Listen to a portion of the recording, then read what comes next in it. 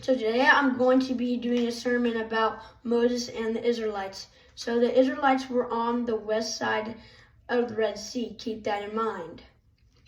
So when Moses raised his hand over the Red Sea and the Lord opened up a path through the water with a strong east wind.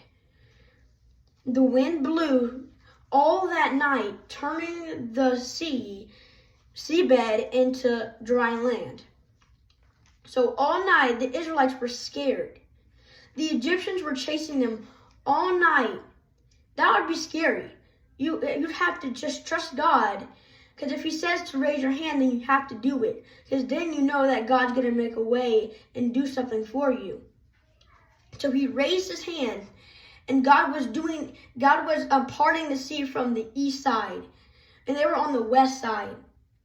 So the message for you is, even though you can't see it, God is still working. Because it's like with my baby sister in the hospital. I couldn't see that she was getting better. She looked the same. But God was working inside of her. God was healing her body. Even though she didn't look like her, the doctors, all their tests were running the same.